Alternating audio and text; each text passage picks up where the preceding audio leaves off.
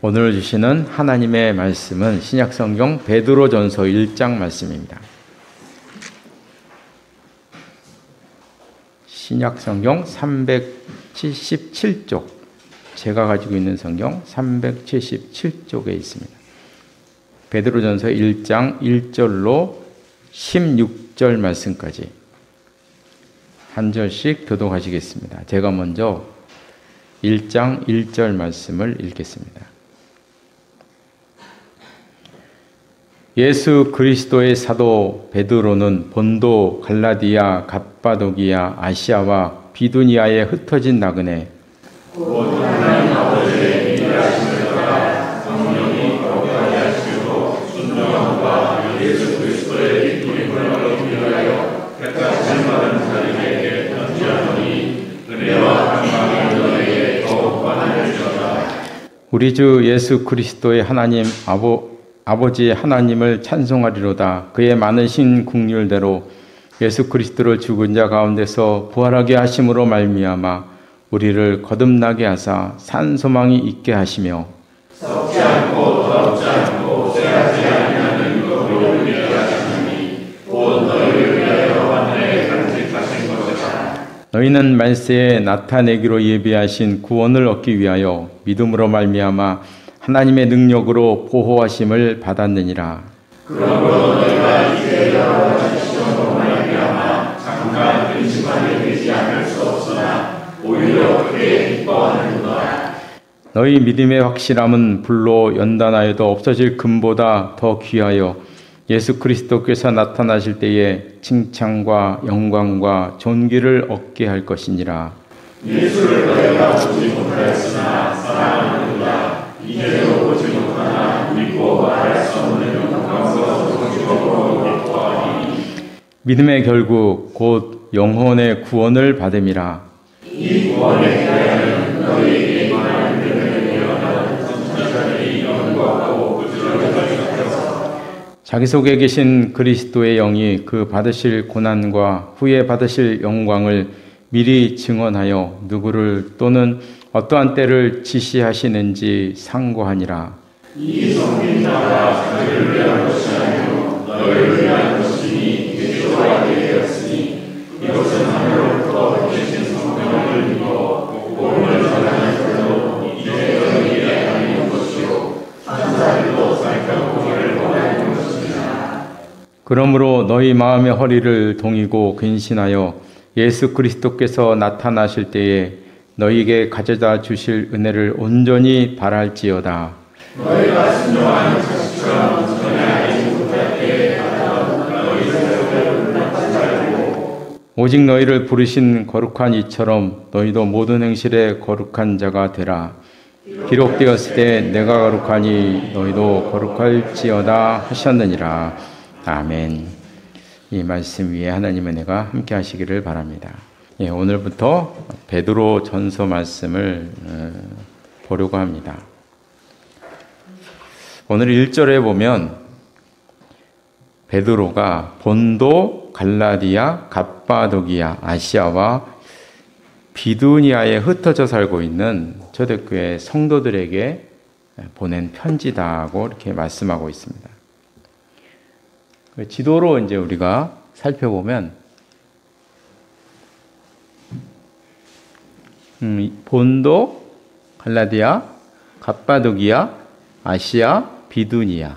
그래서 이 지역인데요. 지금으로 말하면 터키, 튀르키예죠. 튀르키예 전 지역에 살고 있는 그 성도들에게 보낸 편지입니다. 여기서 보면 점으로 되어 있는 건 도시 이름이고요. 굵은 거는 우리나라로 말하면 이제 도죠, 도. 비두니아도, 본도도, 갑바도기아도 이렇게 도를 말하는 것입니다. 이 지역에 살고 있는 성도들에게 보낸다고 이렇게 말씀을 하고 있습니다. 그래서 오늘 본문에서는 이제 중요한 두 단어가 나오는데요. 1절에 보면 흩어진 나그네. 먼저 흩어졌다고 하는 이 말씀이 참 의미가 있는 단어입니다. 여기서 흩어졌다는 것은 디아스포라라고 이렇게 말을 하고 있는데요. 이 디아스포라, 흩어졌다는 이 말은 이스라엘의 역사를 한마디로 대변했을 때 하는 단어입니다. 흩어졌다. 이스라엘의 역사를 말합니다. 그 이스라엘의 역사를 보면 우리가 아는 대로 이때 멸망당했잖아요. BC 586년에 완전히 멸망을 북쪽 이스라엘은 722년도에 벌써 멸망해서 포로로 잡혀갔고요. 그리고 남쪽 유다도 586에 멸망을 해서 포로로 잡혀갔거든요. 그래서 여기서 포로로 귀환했다고 했는데 귀환했다 그래도 남은 사람들이 훨씬 더 많았어요. 바벨론에 남은 사람들이 훨씬 많았고 일부만이 들어온 거죠. 그래서 생각해 보면 북이스라엘 사람들이 인구가 남유다보다 압도적으로 많았거든요. 아까 보면 남쪽은 유다 한 지파지만 대부분 유다 거의 한 지파지만 위에는 10지파나 됐단 말이죠. 그러니까 인구가 엄청 많아요. 여기 사람들이 다 흩어졌고 먼저 이 귀환은 남유다 사람들만의 귀환이지 여기 북이스라엘 사람들 귀환은 아니란 말이죠. 그러니까 진짜 귀환한 사람들은 얼마 되질 않아요. 그 여기서 이제 쭉 가다가 나중에는 예수님 돌아가시고 AD 70년대에 로마에 의해서 이 남아있는 사람들까지도 멸망을 당해버렸잖아요. 그래서 전 세계로 흩어져서 1900년 중반대까지 흩어져서 살았다는 말이죠. 그러니까 이스라엘의 역사를 보면 자체가 디아스포라입니다. 자체가 디아스포라. 그리고 한번 처음부터 보면 이스라엘이 이 아브라함 때부터 사실 떠나온 거예요. 자기 고향을. 가나안 자체도 자기 고향이 아닌 거예요. 갈대아 우르가 바벨론 쪽이 자기 고향이었단 말이죠. 근데 그걸 떠나서 왔다는 것이죠. 그래서 이제 보면은 여기서도 떠났죠. 또 여기서 요셉 때는 애굽으로 다시 또 떠났죠. 400년 동안 또 타향살이를 했잖아요. 또 400년이 지난 다음에는 모세의 인도로 다시 또 떠났죠. 그래서 40년 동안 또 광야에서 또 보낸 거 아니겠어요? 그러다가 이제 겨우 정착을 했는데 586년에 1000년도 안 돼서 또 그냥 멸망을 당해가지고 전 세계로 터져서. 그래서 이스라엘 역사를 보면 여기 400년 떠나 있었죠. 여기 70년 떠나 있었죠. 그리고 여기 북이스라엘 입장에서 보면 뭐 완전히 흩어져서 사라졌잖아요. 그리고 1948년인가요? 독립할 때까지 완전히 떠나 사는 거예요. 그러니까 이스라엘 역사를 보면 한 곳에 정착해서 산 시대보다 흩어져서 산 시대가 훨씬 더 많습니다. 훨씬 더. 그것이 이스라엘 역사입니다. 오늘 본문에서 두 번째 중요한 단어가 바로 나그네라는 거예요. 나그네. 역사 자체가 나그네입니다. 이때부터 떠났죠. 여기 또 떠났죠. 여기서 또 떠났죠. 역사 자체가 나그네입니다. 그래서 흩어진 나그네. 이게 이제 초대교회 성도들에게 보낸 메시지이기도 하지만 이스라엘 자체의 역사, 그것을 대변하고 있는 두 개의 단어입니다. 오늘 본문의 이 나그네라는 이 단어에는 여러 가지 뜻이, 한 두 가지 중요한 뜻이 있는데요. 첫 번째는 이 나그네라는 말은 언젠가는 우리는 다 떠난다. 이걸 내포하고 있어요. 다시 말하면 우리가 살고 있는 이 땅은 우리의 고향이 아니고 우리의 고향이 아니라 고향은 따로 있다.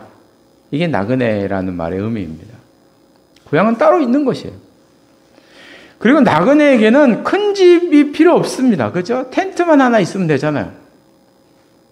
나그네가 무슨 뭐 집이 필요한가요? 텐트 하나 있으면 돼요. 그렇죠? 뭐 캠핑카 동구만 좀 있으면 되는 것이란 말이죠. 또 여행 때는 많이 가지고 다니면 불편합니다. 오히려 여행 때는 가지고 있는 걸 줄여야 돼요. 줄여야 됩니다.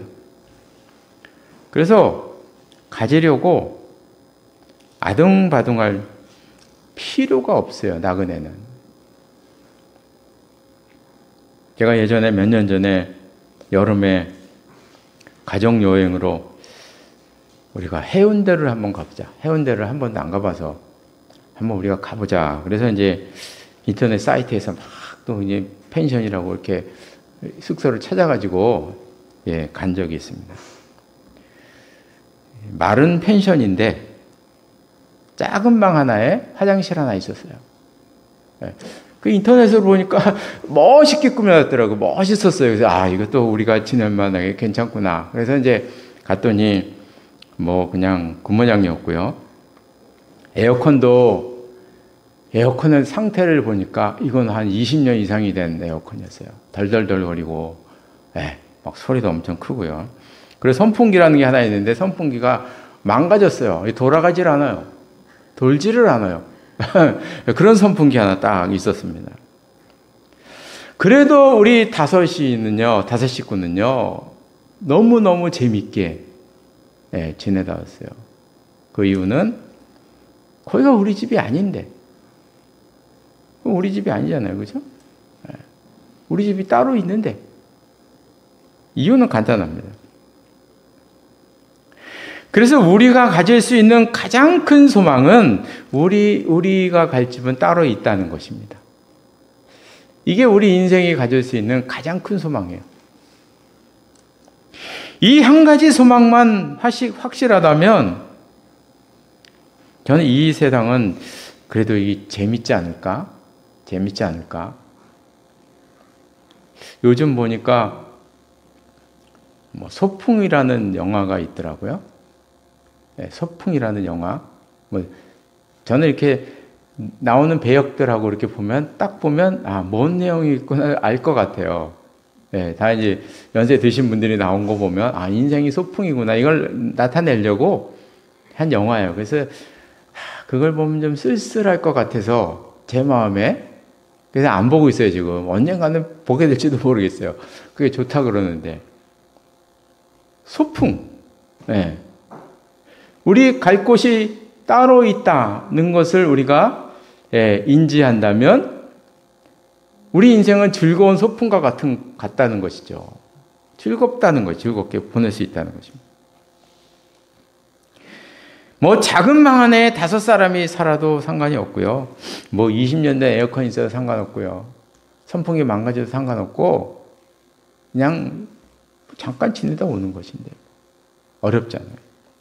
그저 금방 지나갈 것이기 때문에 오늘 본문에 6절 중간에 보면 이런 말씀이 나와요. 잠깐 근심하게 되지 않을 수 없으나.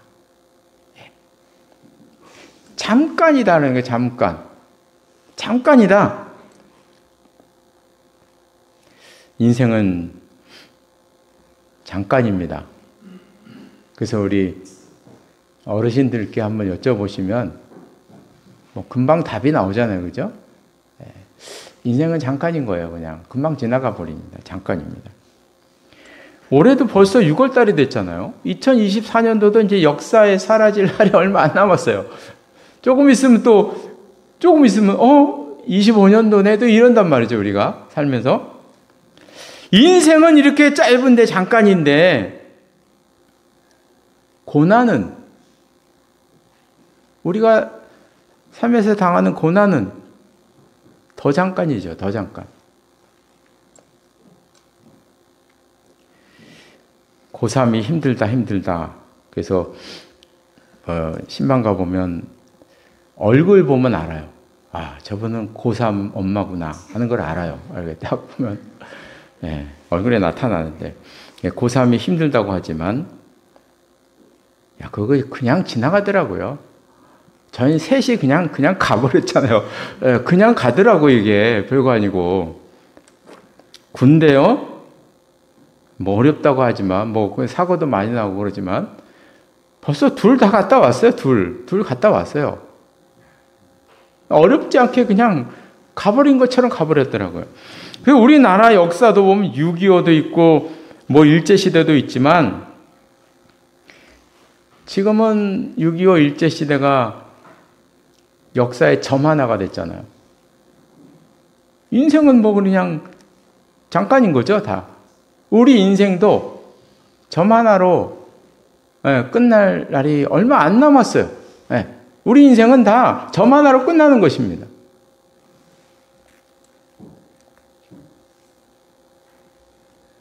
오늘 본문에 보면 시험이라는 말씀이 나와 있어요. 6절에 보면 시험이 나와요. 시험. 여러 가지 시험. 근데 이 시험이라는 요 단어가 예수님께서 시험 받으셨을 때 단어랑 똑같은 단어예요. 그래서 우리는 이런 데 민감하지 않지만 초대 교인들 입장에서 보면 이 단어를 딱 봤을 때 연상하게 되겠죠. 같은 단어를 사용했으니까.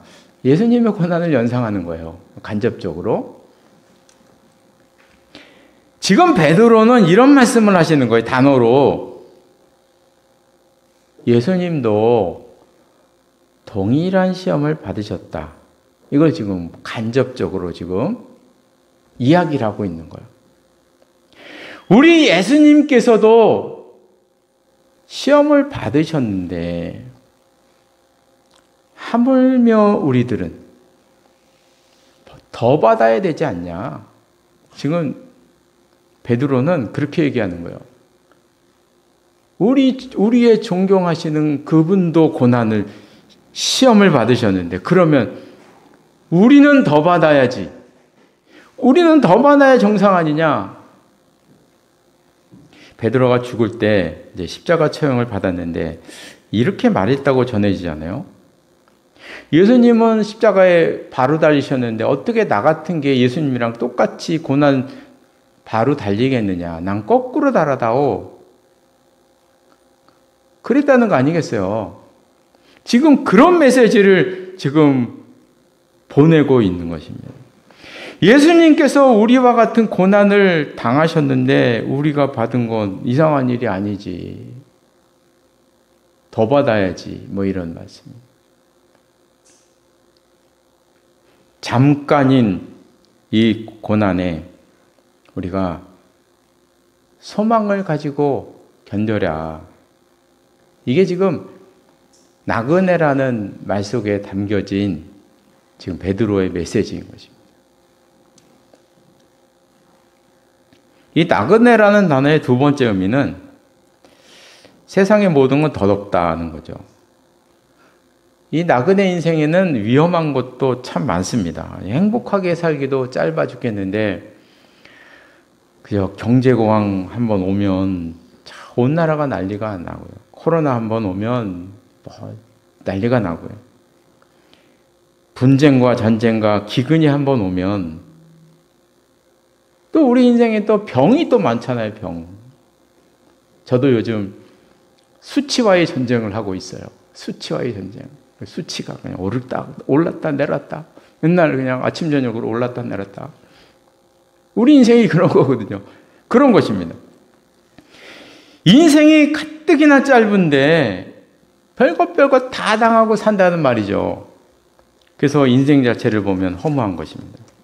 저는 전도서의 이 말씀이 기억이 나요. 인생이 당하는 일을 짐승도 당하나니 그들이 당하는 일이 일반이라. 동일한 호흡이 있어서 짐승이 죽음같이 사람도 죽으니 사람이 짐승보다 뛰어남이 없으면 모든 것이 헛됨이로다. 예, 호흡도 똑같고 죽음도 똑같다. 이 말씀을 반박할 수 있나요? 예. 맞잖아요. 그죠? 구구절절 맞는 말씀이잖아요. 구구절절. 그럼 도대체 우리가 뭔가를 지켜가면서 열심히 사는 게 무슨 의미가 있느냐? 인생은 본래 헛된 것이다. 허무한 것이다. 전도에서에서 이렇게 말씀을 하십니다.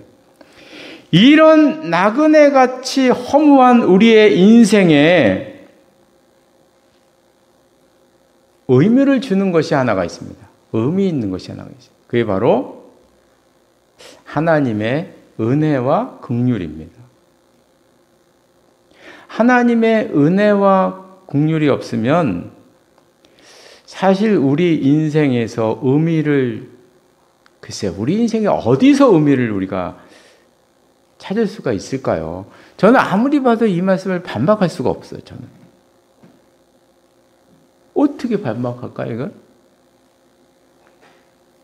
그러나 하나님의 은혜와 긍휼이 있기에 우리 인생에는 의미가 있는 것이고 거기에 생명이 있는 것이다. 이렇게 말씀하십니다. 그래서 오늘 본문에도 보면 구구절절히 하나님의 은혜에 대한 이야기를 단어를 바꿔가면서 계속 말씀하고 있어요. 구구절절 나그네 얘기하면서도 구구절절 말씀하고, 가장 큰 게 이제 2절 중간에 보면 이런 말씀이 나와요. 예수 그리스도의 핏뿌림을 얻기 위하여. 예수 그리스도의 핏뿌림을 얻기 위하여. 하나님의 은혜를 예수 그리스도의 핏뿌림으로 이렇게 바꿔서 표현하고 있는데요. 구약시대에는 그 동물을 잡아서 동물의 피를 이렇게 제단에 뿌리면서 제사를 드렸잖아요. 근데 출애굽기 24장 8절 말씀에 보면 아주 재미있는 장면이 나와요. 모세가 그 피를 가지고 백성에게 뿌리며 이르되, 지금 모세가 동물의 피를 받아서 뿌리는 거예요. 먼저 제단에 뿌리고요. 제물에 뿌리고요. 뿌리거든요. 근데 아주 재미있는 광경이 나와요. 이 말씀이. 백성에게도 뿌렸다고 말씀하고 있어요. 백성들이 지금 앞에 이렇게 모여 있잖아요. 그죠? 그럼 모세가 이제 앞에 나가서 제단에도 피 뿌리고 제물에도 피를 뿌렸단 말이죠. 그 우리가 아는 제사는 거기로 끝이에요. 그리고 이제 불태워야 되는 것이죠. 그런데 모세는 또 한 가지를 합니다. 그 피를 가지고 백성들이 모여 있는 데다 이렇게 뿌렸다는 거예요. 뿌렸다는 거예요. 여기엔 중요한 의미가 있는데요. 하나님의 보호하심이 이스라엘 위에 있다는 것을 지금 행위로 나타내고 있는 거예요. 너희들의 보호하심, 너희들 위에는 하나님의 보호하심이 너희들 위에 함께 있을 것이다. 이거를 지금 나타내고 있는 거예요. 지금 이 행위를 가지고. 그것처럼 우리들에게도 바로 예수 그리스도의 핏뿌림이 있는데, 이 핏뿌림이 3절 끝에 보면 산소망이 있게 하시고, 4절에 보면 그 소망이 썩지 않고 더럽지 않고 쇠하지 아니하는 영원한 유업을 있게 할 것이다. 그래서 6절 끝에 보니까 오히려 크게 기뻐하는도다. 이렇게 말씀을 하고 있습니다. 여기서 이제 피 뿌리는 행위를 이렇게 가만히 생각해 보면 천주교가 이걸 해요. 천주교가 예식을 하다 보면 물을 갖다가 피를 뿌리는 건 아니지만 물을 갖다가 이제 여기다가 거기는 이제 신비로운 게 좀 많아요. 이게 신비로운 게 많아요. 그래서 제가 이제 별로 신뢰를 안 해요. 물 갖다가 이제 이 물은 어느 신부님 추기경이 안수한 게 물이에요. 누가 이렇게 안수를 한 거예요? 다 안수를 한 거예요. 그러면 이제 성수가 되는 거잖아요. 이걸 가지고 이제 뿌려요. 병자들, 제가 이렇게 병자를 위해서 기도하는 걸 봤는데 이 물을 갖다가 어느 신부님이 기도한 물입니다. 그렇게 뿌려주더라고요. 뿌려요, 이렇게. 그래서 보면 이런 것도 우리가 좀 배워야 되지 않을까? 이런 우리 개신교 퍼포먼스가 너무 없어요, 그죠? 이런 게 좀 상징적 의미가 있는데, 그래서 매일 물 한 바가지 퍼다가 이렇게 예, 확 뿌릴까? 이래 재밌나? 이런 것도 하고 하여간 뭐 그렇습니다. 지금 이제 사도가 이런 말씀을 이제 하시는 것이죠. 너희들이 받은 은혜가 크다는 거예요. 크다. 너희들의 하나님의 보호하심의 은혜가 너희 위에 항상 덮여 있다 하는 것을 말씀을 하고 있습니다. 이런 은혜가 있기에 허무한 우리 인생이 가치가 있는 것이고 삶의 의미가 있는 것이고 그렇게 된다는 것입니다. 저는 좀 전에 우리가 불렀던 찬송가 440장 가사에 제가 은혜를 받아요. 그래서 오늘 440장 일부로 제가 이렇게 불렀는데요.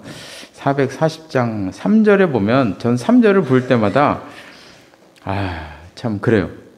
어두운 그늘 나를 애워쌀 때에 주가 함께 계심 믿고 자려네. 지금 이게 이 시를 글을 쓴 분 상황이 너무나 힘든 것 같아요. 어두운 그늘 자기를 애워싸는 어두운 그늘이 막 자기를 애워쌌다고 할 정도로 너무나 힘들고 어려운 시대를 지금 말씀하고 있는 거거든요. 여기서 믿고 자려네 이 말씀을 보면 자기가 지금 자면 죽을지도 모르는 상황인 거예요. 자기가 지금 자면 죽을지도 몰라요. 그러니까 지금 내가 자면 그게 마지막 잠일 수도 있어요. 이거 실제 상황입니다. 그분에게는 실제 상황이에요. 자기는 지금 이렇게 마지막 잠이 될 수도 있어요. 그런데 자기는 주가 함께 계심 믿고 자겠다는 거예요, 지금.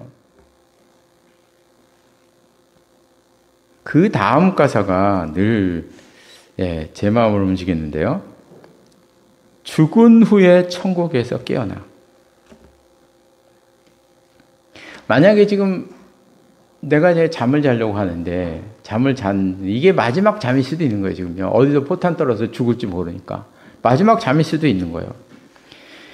내가 만약에 자다가 죽더라도 깨어나지 못할지라도 괜찮다는 거예요. 왜냐하면 자기는 천국에서 깨어날 것이니까.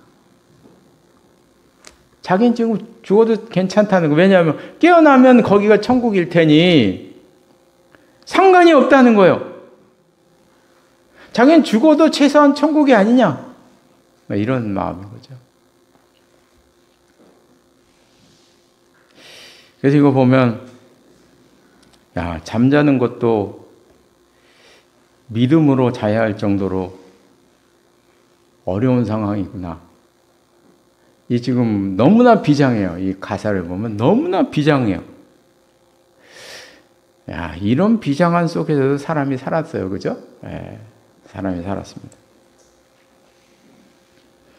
그러므로 말씀하십니다.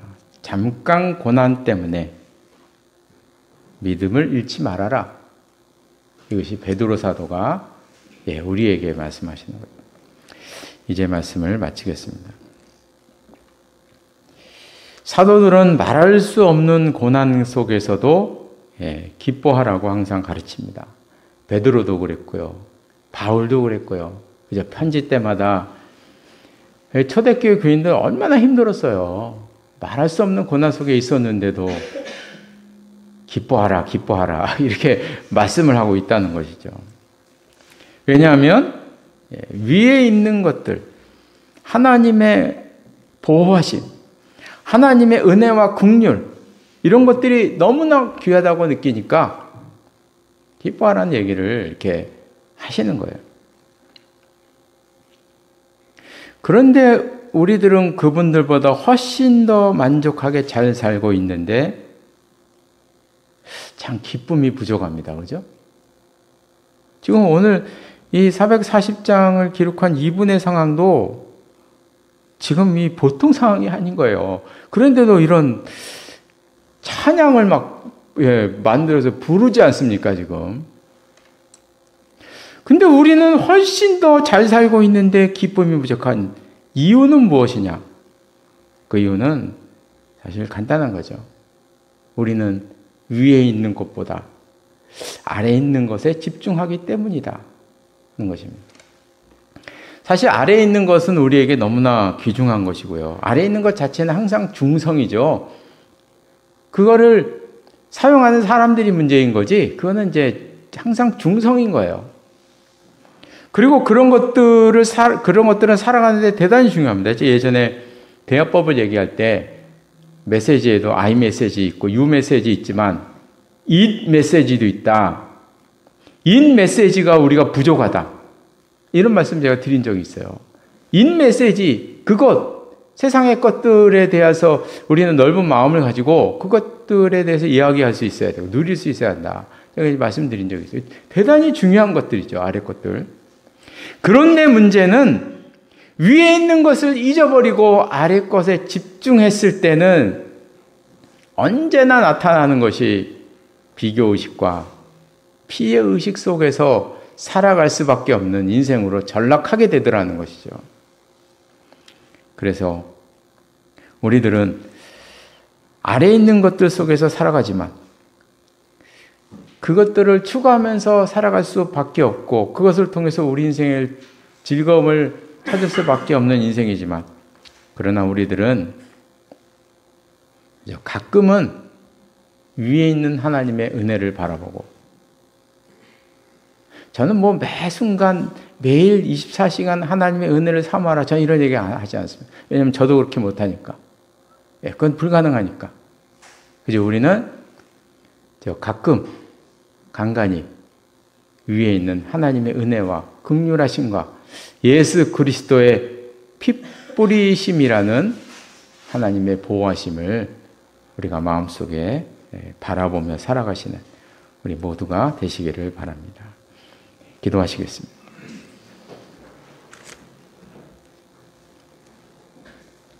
하나님 아버지, 흩어진 나그네라는 말이 이스라엘의 역사뿐만 아니라 바로 우리들의 삶도 나타내는 너무나 귀한 단어임을 저희들이 압니다.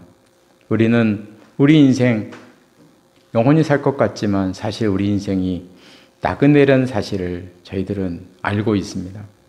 하나님 아버지, 기도하는 것은 나그네 같은 우리 인생 속에서 그저 살아간다면 동물과 다를 바 없지만, 그러나 우리들에게는 하나님의 위로하심과 하나님의 보호하심과 은혜가 있기에 우리 인생에 기쁨이 있고 즐거움이 있고 소망이 있음을 합니다. 기도하는 저희들에게 은혜를 베풀어 주셔서 이 삶을 살아갈 때 간혹 하나님의 위로하심과 은혜와 위에 있는 것을 사모하게 하시고 바라보게 하시고 우리가 아래에 있는 것을 취하며 살아가지만 그 가운데서도 하늘의 것을 잃지 않는 우리의 삶이 될 수 있도록 주님 인도하여 주시옵소서. 예수님의 이름으로 기도드리옵나이다. 아멘.